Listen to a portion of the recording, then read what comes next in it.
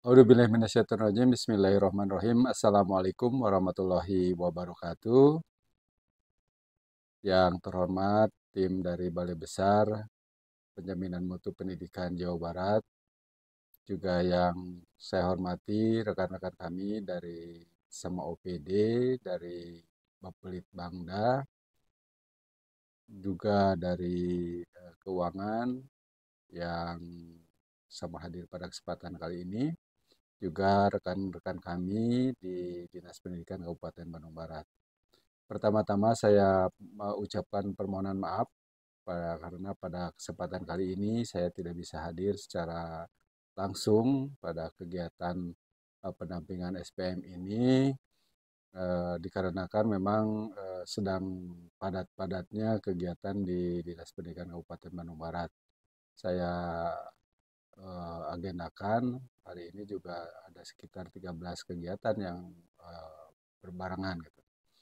Nah, oleh sebab itu, walaupun saya tidak bisa hadir secara langsung, tentunya ada beberapa hal yang ingin saya sampaikan pada kesempatan kali ini.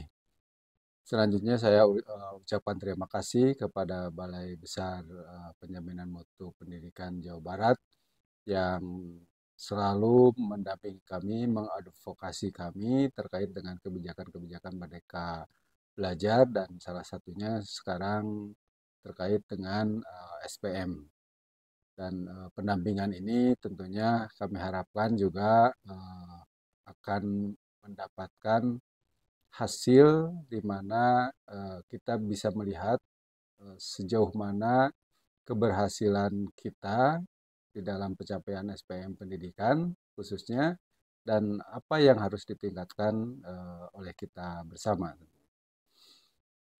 Nah, ada beberapa hal yang ingin saya sampaikan pada kesempatan kali ini, dan ada slide yang akan saya paparkan.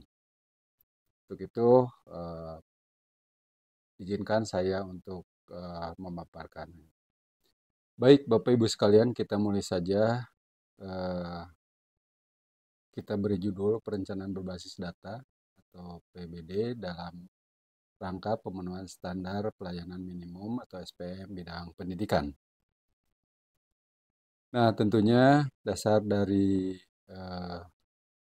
PBD ini dan SPM, ya, ini adalah pertama adalah Undang-Undang Nomor 23 Tahun 2014 tentang Pemerintahan Daerah, kedua Peraturan Pemerintah Nomor 17 Tahun 2010 tentang pengelolaan dan penyelenggaraan pendidikan, ketiga Peraturan Pemerintah Nomor 2 Tahun 2018 tentang standar pelayanan minimum, keempat adalah Peraturan Pemerintah Nomor 57 Tahun 2021 tentang Standar Nasional Pendidikan.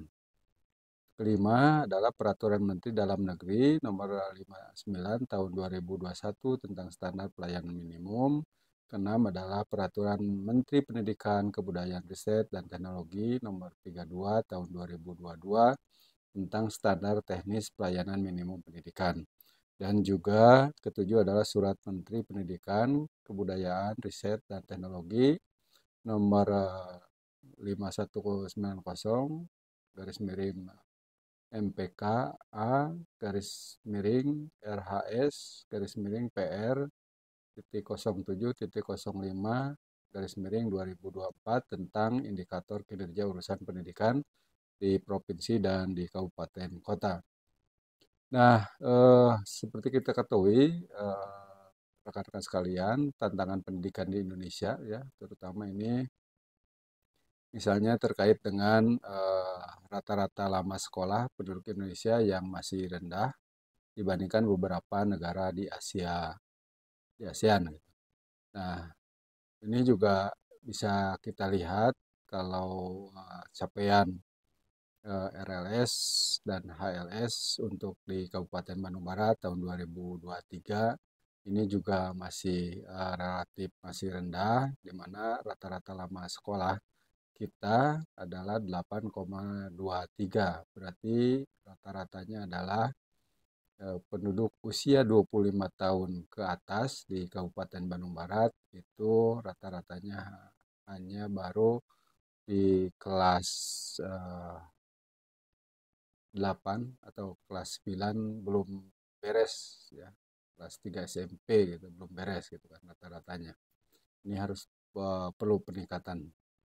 Nah, juga harapan lama sekolah kita masih di 11,91 dalam artian bahwa penduduk yang baru lahir itu kemungkinan dapat harapan untuk mencapai pendidikannya itu baru di angka 11,91 tahun. Nah, ini berarti masih di kelas 2 SMA belum beres ya, kelas 3 SMA belum beres. Nah, ini juga perlu ditingkatkan. Juga dari sisi skor PISA, program for International Student Assessment, kita juga masih belum meningkat signifikan. Kemudian juga hal lain misalnya dari indikator Human Capital Index atau indeks pembangunan manusia ya. Ini bisa kita lihat kalau di Kabupaten Bandung Barat capaian di tahun 2023 ini kita masih di angka 69,61 di mana kita juga masih rendah dibandingkan dengan IPM capaian IPM Jawa Barat itu 73,74 dan juga masih di bawah nasional rata-ratanya karena nasional sudah di 73,53. Nah, selanjutnya juga masih tingginya pengangguran lulusan vokasi ini memang bukan kewenangan kita, ini di kewenangan pemerintah provinsi di mana apa namanya SMK ini masih banyak lulusan SMK yang bahkan tidak masuk dunia kerja gitu kan. Jadi masih penganggurannya masih tinggi. Juga tingkat partisipasi pendidikan anak usia dini atau PAUD dan perguruan tinggi masih belum optimal. Seperti kita ketahui bahwa di Kabupaten Bandung Barat ini di tahun 2023 angka partisipasi sekolah untuk jenjang PAUD itu kita masih di angka 75,88%. Dalam artian bahwa anak usia 5 sampai 6 tahun warga Kabupaten Bandung Barat yang usianya 5 sampai 6 tahun ini belum seluruhnya bisa bersekolah di PAUD, jadi kita hanya baru sampai 75,88. Nah, ini juga perlu peningkatan oleh kita bersama. Jadi bagaimana eh, penduduk usia 5 sampai 6 tahun ini bisa bersekolah 100% di sekolah PAUD gitu. Nah, selanjutnya klasifikasi urusan pemerintahan ini untuk Undang-Undang 23 tahun 2014 tentang pemerintahan daerah, di mana memang ini dibagi-bagi menjadi ada absolut, konkuren, dan umum, di mana konkuren ini juga ada wajib dan ada pilihan. Nah, pelayanan dasar ini merupakan adalah urusan wajib yang harus dilakukan oleh pemerintah daerah, di mana pelayanan dasar ini terdiri dari pendidikan, urusan kesehatan, urusan pekerjaan umum, urusan perumahan rakyat dan pemukiman, juga ketentraman, ketertiban umum dan perlindungan masyarakat, juga yang keenam adalah sosial. Nah, ini di pasal 1 butir 17 terkait dengan standar pelayanan minimum atau SPM adalah tentang adalah ketentuan mengenai jenis dan mutu pelayanan dasar yang merupakan urusan pemerintahan wajib yang berhak diperoleh setiap warga negara secara minimal. Jadi kalau minimal tentunya ya harus 100% dilakukan gitu kan. Nah, juga di pasal 18 penyelenggara pemerintahan daerah memprioritaskan pelaksanaan urusan pemerintahan wajib yang berkaitan dengan pelayanan dasar. Juga di pasal 298 ini mengamanatkan bahwa belanja daerah diprioritaskan untuk mendanai urusan pemerintahan wajib yang terkait dengan pelayanan dasar yang ditetapkan dengan standar pelayanan minimum. Nah, bisa dilihat bahwa dari sisi indeks SPM pendidikan dan anggaran fungsi pendidikan di dalam APBD tahun 2023 ini secara keseluruhan bisa dilihat kita di APBD-nya misalnya ini di anggaran fungsi pendidikan yang berkaitan langsung dengan SPM pendidikan kita baru hanya 12%-an gitu. Jadi untuk di seluruh Indonesia juga misalnya untuk pegawai, di sini pegawai kita di pegawai ini masih di 60%, ya. Jadi bahwa anggaran kita, anggaran di Pemda itu ya kebanyakan masih di angka 60%-an secara umum secara Indonesia gitu kan.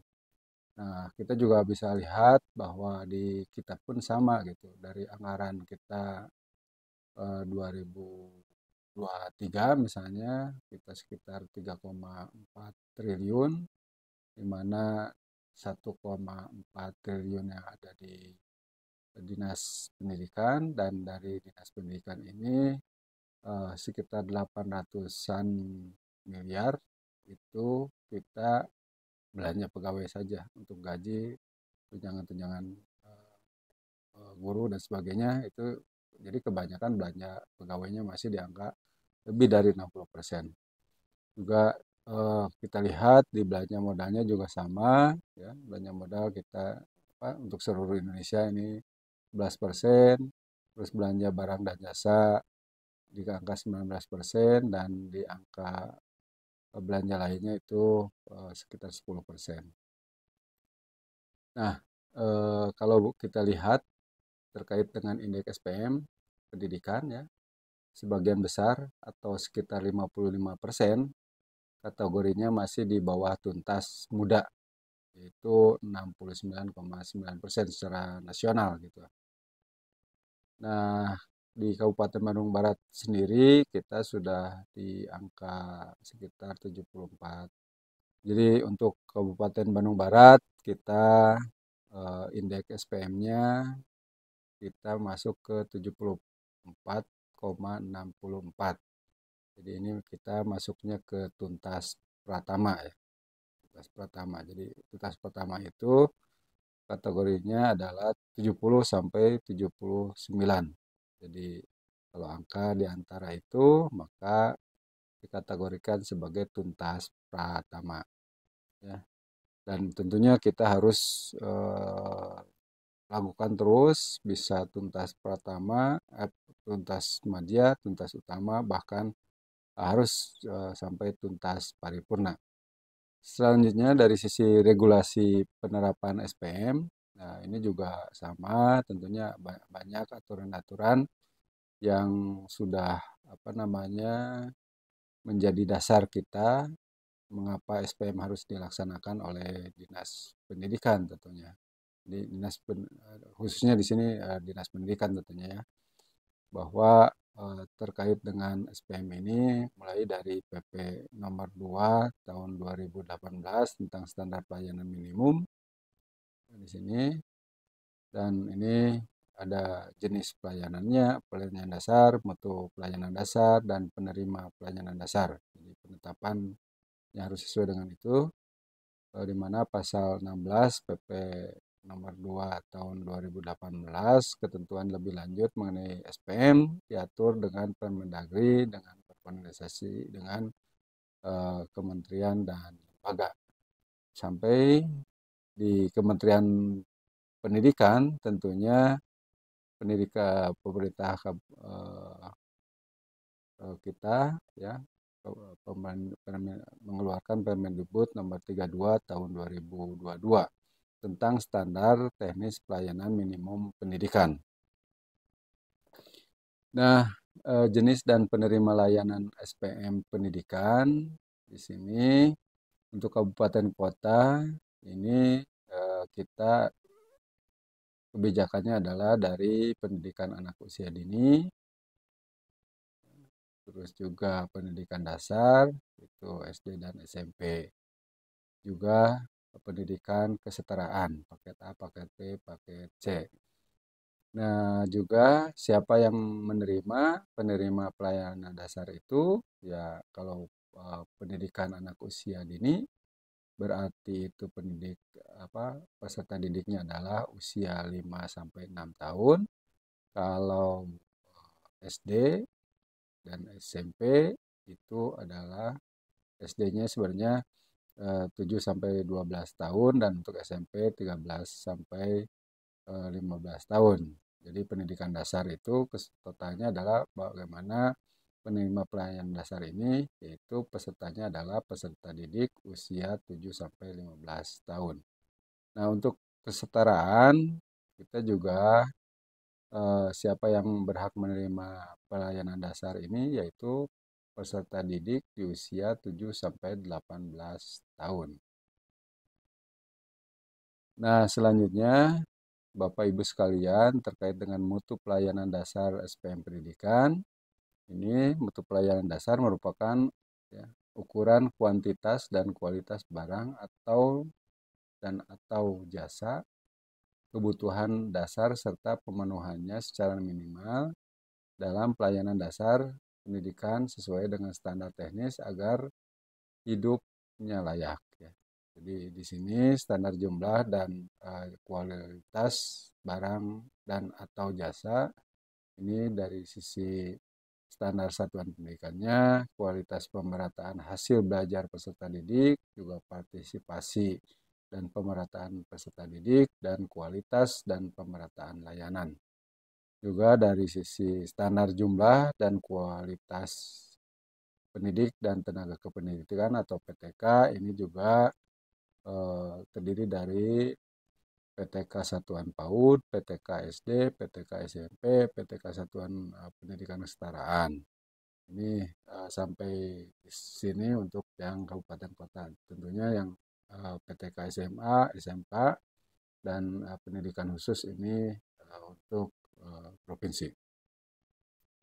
Nah, seperti kita lihat bahwa indikator prioritas SPM Pendidikan ada 29 indikator kinerja urusan pendidikan provinsi dan ada 15 indikator kinerja urusan pendidikan kabupaten kota. Tentunya kita di Kabupaten Bandung Barat itu terdiri dari 15 indikator kinerja urusan pendidikan kabupaten kota ya.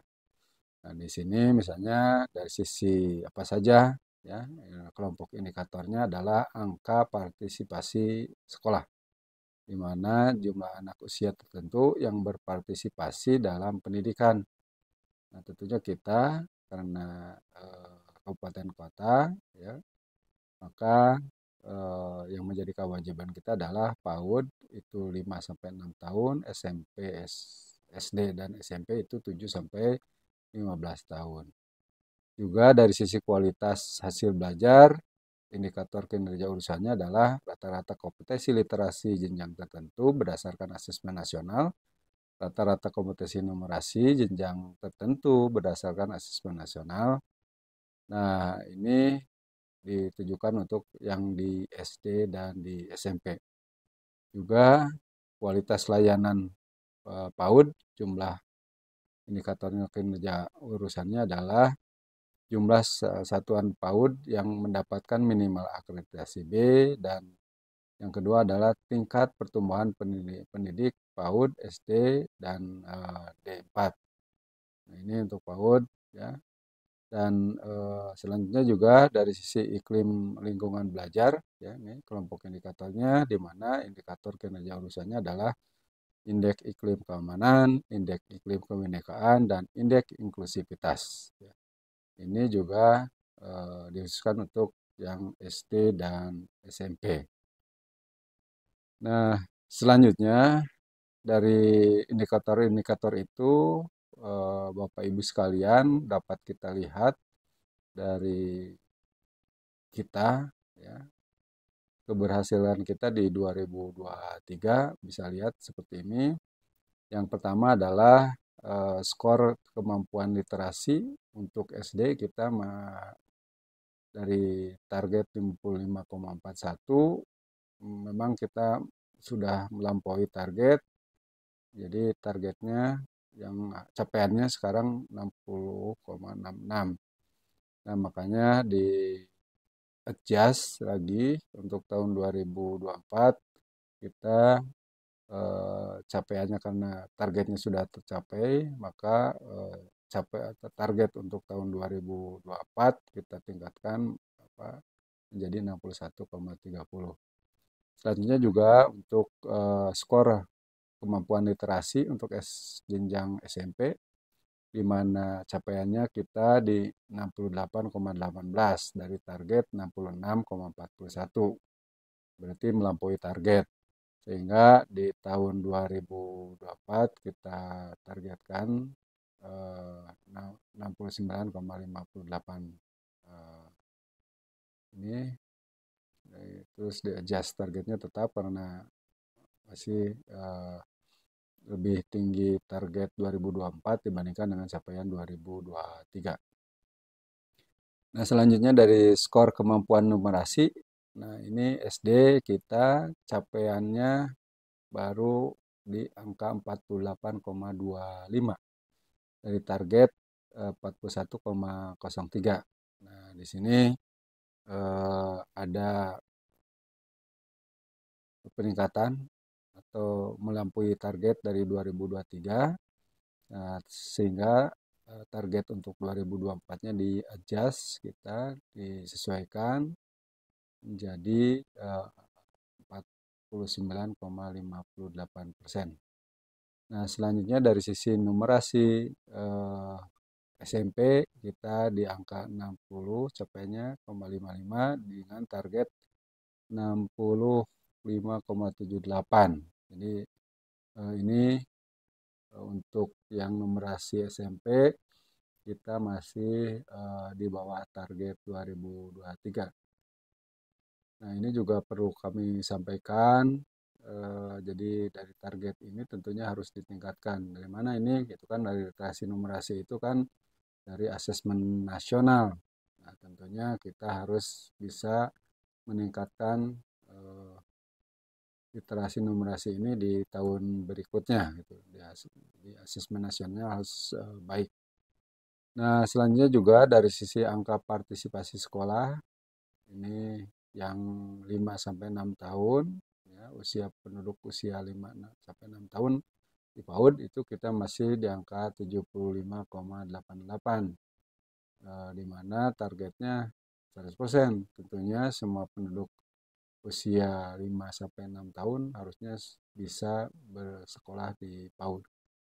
Nah, selanjutnya juga partisipasi sekolah atau APS dari 7 sampai 15 tahun untuk jenjang SD dan SMP.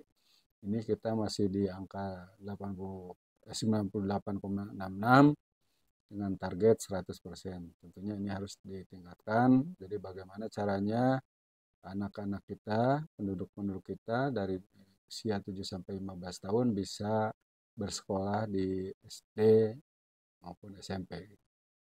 Juga angka partisipasi sekolah APS 7 sampai 18 tahun untuk kesetaraan ini kita masih rendah di angka 14,49 gitu kan. Nah, ini juga perlu ditingkatkan gitu kan. Jadi kesetaraan ini tentunya ini melihat bahwa penduduk usia 7 sampai 18 tahun yang belum menyelesaikan jenjang PAUD, SD dan SMP. Nah, ini angka partisipasi sekolah APS 7 sampai 18 tahun itu mengapa hanya 14,49%? Tentunya ini adalah dihitung dari jumlah murid di paket A, paket B, paket C dibagi dengan jumlah penduduk 7 sampai 18 tahun yang belum selesai dari pendidikan SD dan SMP tentunya. Nah, selanjutnya Bapak Ibu sekalian, ini terkait dengan jumlah satuan PAUD terakreditasi minimal B di PAUD ini kita juga masih rendah Ini capaiannya kita masih di angka 43,81%, sehingga harapannya ini bisa didongkrak Bapak Ibu sekalian, karena target pun kita di 48,58%, berarti ini tidak tercapai, dan mudah-mudahan di tahun 2024 ini kita juga harus melebihi target. Nah, selanjutnya juga profesi guru PAUD dengan kualifikasi S1 atau D4 PAUD ini ya masih di angka 52,28%. Nah, ini juga harus kita pikirkan apakah misalnya guru-guru PAUD ini ada beasiswa untuk menyelesaikan S1 ataupun hal-hal yang lain, sehingga harapan kami itu targetnya ya memang harusnya sebenarnya harus 100% sudah S1 gitu kan. Nah, selanjutnya juga iklim eksklusivitas juga kita masih capaiannya untuk PAUD juga masih di bawah target, SMP juga masih di bawah target ya. Dan untuk iklim keamanan di SD itu alhamdulillah sudah memenuhi target. Walaupun demikian kita harus tingkatkan ya. Juga keamanan di iklim keamanan di SMP ya kita juga harus tingkatkan, dan iklim kebinekaan di SD dan di SMP juga kita harus tingkatkan lagi. Jadi sebaiknya sih yang ini bisa 100% tentunya. Nah, ini bisa didapat pertama dari sisi asesmen nasional, yang kedua juga bisa didapat dari eh, Sulingjar. Jadi ini ada surveinya. Nah, ini surveinya juga memang harus sebaik-baiknya diisi tentunya. Nah, Bapak Ibu sekalian, dari sisi tadi capaian-capaian tadi memang kita masih ada hal-hal yang perlu ditingkatkan ya, perlu ditingkatkan sehingga untuk peningkatan itu tentunya harus ada intervensi-intervensi dari kita bersama. Nah, dari sisi intervensi kita bersama itu tentunya kita sepakati apa saja yang perlu dilakukan di tahun 2024, apa yang harus dilakukan di 2025. Tentunya ini juga perlu kita lihat ya, tadi perencanaan berbasis data. Jadi perencanaan itu harus didasarkan dengan data. Data-data apa saja yang perlu kita cross check itu kan, salah satunya adalah misalnya dari sisi rapot pendidikan. Nah, dari rapot pendidikan ini alhamdulillah sebenarnya kita kan sudah punya aplikasinya, kementerian sudah menyediakan aplikasinya, dan kita hanya tinggal membaca saja. Jadi setiap kabupaten kota itu sudah diberikan rapot pendidikannya, apa yang harus ditingkatkan, apa yang harus dilakukan di tahun-tahun berikutnya, sehingga dari sisi capaian-capaian tadi, dari sisi SPM tentunya bisa diselesaikan. Nah, ini kalau dari sisi lini masa perencanaan daerah dan pendampingan PBD Pemda, tentunya kita dimulai dari Ranwal 2000 Renja itu Januari kan, juga nanti bisa juga masuk selanjutnya di rancangan LKPD, rancangan akhir LKPD, di Perkada, dan Kuah PPAS, dan sekarang memang kita hari ini juga berkutat di Kuah PPAS untuk 2025. Tentunya ini menjadi hal yang krusial buat kita bersama agar kegiatan-kegiatan tadi yang dilakukan, apa yang harus dilakukan di 2025 ini bisa dimasukkan di dalam Kuah PPAS ini, sehingga harapan kami juga ada kesepakatan dari semua pihak, baik itu dari Bapak Litbangda, dari keuangan, dari kita, dari Dinas Pendidikan, kegiatan apa saja yang perlu dimasukkan ke dalam anggaran di 2025 ya, sehingga nanti Setelah itu kan nanti akan keluar SKPD, rancangan APBD, dan harapannya nanti di Desember kita sudah mempunyai APBD 2025 yang sesuai dengan perencanaan dari eh, peningkatan SPM sesuai dengan yang kita harapkan.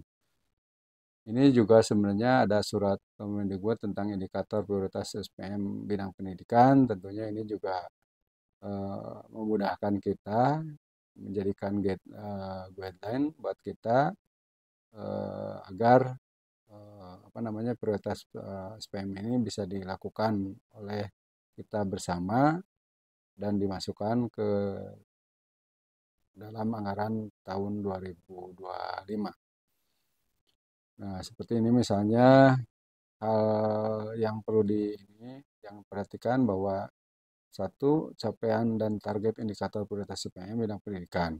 Kedua, pemerataan daftar minimal prioritas sub kegiatan SPM bidang pendidikan, di mana di sub kegiatan besar kode nomor teratur kinerja indikator satuan pendidikannya itu sudah ada sebenarnya.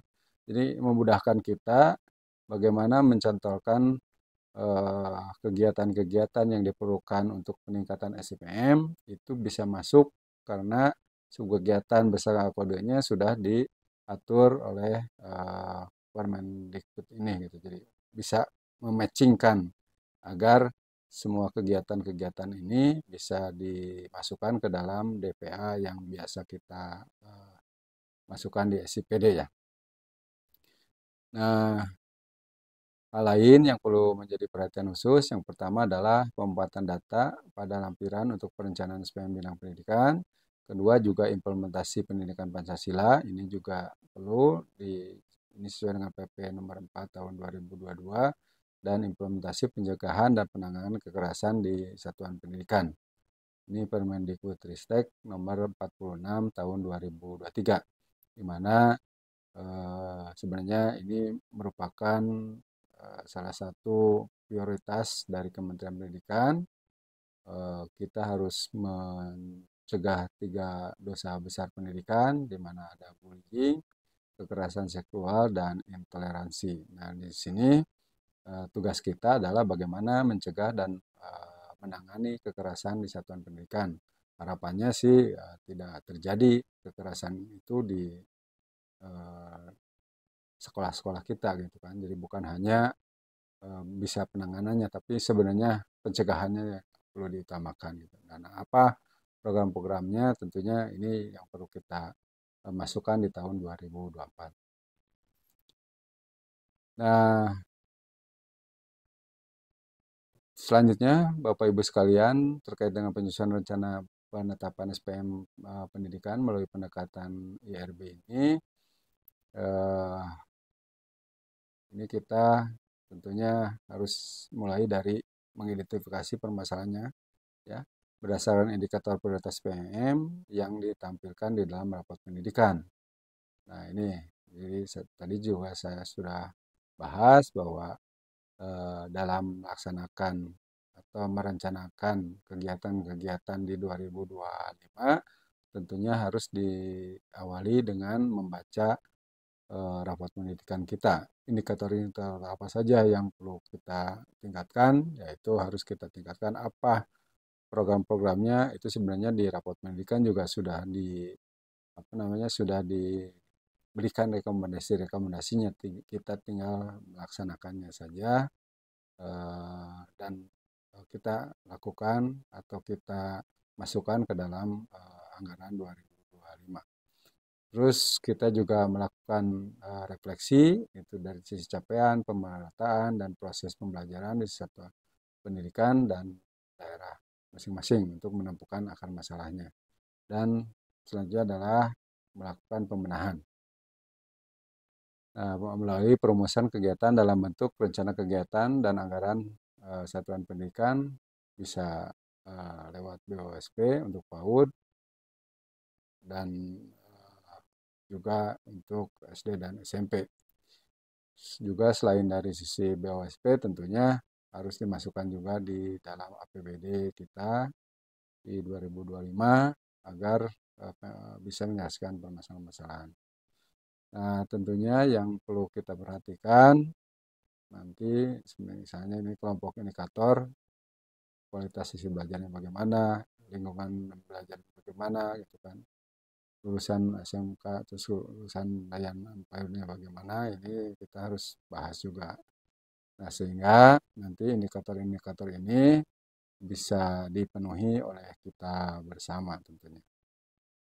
Ini juga Bapak Ibu sekalian, sebagai sumber anggaran dari pusat, daerah, dan sumber dana lain yang dapat dipenuhi SPM pendidikan. Jadi kita juga bisa mengkolaborasikan untuk pemenuhan SPM bidang pendidikan ini, sumber anggarannya bisa dari pusat, bisa dari Otsus, bisa dari DAK, bisa dari DAU, insentif fiskal, dan PAD. Pemerintah juga dari sisi CSR. Jadi kita tinggal meramunya saja sumber-sumber anggaran ini yang memungkinkan. Yang penting bahwa SPM bidang pendidikan ini bisa terpenuhi, Bapak Ibu sekalian. Nah, Bapak Ibu sekalian, ini terkait dengan Permendikbud ini berupaya mengintegrasikan SPM pendidikan ke seluruh aspek perencanaan pemerintah daerah untuk mendorong peningkatan kualitas dan akses pendidikan. Ini tentunya dari sisi aturan ini sudah jelas dari Permendagri nomor 59 tahun 2021, Permendikbud nomor 32 tahun 2022, dan di selanjutnya dari indikator SPM bidang pendidikan itu sendiri gitu kan. Nah, nanti bisa dimasukkan ke RKPD, ke APBD, ke insentif fiskal, juga ke DAU. Nah, Bapak Ibu sekalian, tentunya dengan adanya rapor pendidikan, pemerintah daerah dapat memiliki data yang sangat lengkap tentang kondisi layanannya. Yang kedua adalah data yang lengkap tersebut akan bermanfaat bila pemerintah daerah menyadari bahwa data tersebut adalah informasi yang dapat digunakan untuk mengetahui tercapainya dalam mewujudkan visi sekolah yang kita cita-citakan untuk meningkatkan capaian SPM. Dan pemerintah daerah memahami cara pemanfaatan data untuk meningkatkan kualitas layanannya. Ini dari sisi rapor pendidikan. Nah, Bapak Ibu sekalian, di akhir mungkin saya sampaikan kembali bahwa kegiatan hari ini kita pastikan bahwa permasalahan-permasalahan SPM kita, ya, capaian SPM kita ini kita potret hari ini sampai di mana, dan ke depan target-targetnya ingin seperti apa, ya tentunya harus meningkat, meningkat, dan meningkat gitu kan. Nah, untuk meningkat itu hari ini perlu kita lihat dari sisi akar masalahnya seperti apa, dan akar masalahnya itu bisa dilihat dari raport pendidikan. Nah, di raport pendidikan kita bisa melihat sampai sejauh mana potret kita, ya, nilai kita seperti apa, dan di dalam raport pendidikan itu juga ada terkait dengan rekomendasi-rekomendasi kegiatan apa saja yang bisa dilakukan oleh kita. Gitu kan. Nah, selanjutnya kami harapkan bahwa dari kegiatan-kegiatan itu bisa dimasukkan ke dalam perencanaan kita. Jadi perencanaannya itu berbasis data karena raport pendidikan, gitu kan. Jadi tidak perencanaannya tidak sembarangan gitu kan, karena perencanaan itu harus berbasis data agar eh, hasilnya bisa dimanfaatkan. Nah, selanjutnya dari sisi eh, kegiatan-kegiatan yang harus dilakukan untuk meningkatkan SPM itu kita masukkan ke dalam APBD kita di tahun 2025. Nah, kalau bisa bahkan masukkan ke dalam APBD perubahan di 2024. Nah, kebetulan kita hari ini juga sedang melakukan KUAP untuk tahun 2025. Nah, mohon rekan-rekan sekalian diagendakan agar eh, kegiatan-kegiatan yang akan dimasukkan ke 2025 terkait dengan peningkatan SPM itu bisa dimasukkan ke dalam APBD kita di tahun 2025. Mungkin itu saja yang dapat saya sampaikan. Terima kasih rekan-rekan dan harapan kita bersama bahwa SPM kita di tahun depan harus nilai-nilainya memenuhi sesuai dengan target, bahkan harus melebihi target. Terima kasih. Mohon maaf bila ada kekurangan. Saya tutup dengan Assalamualaikum warahmatullahi wabarakatuh.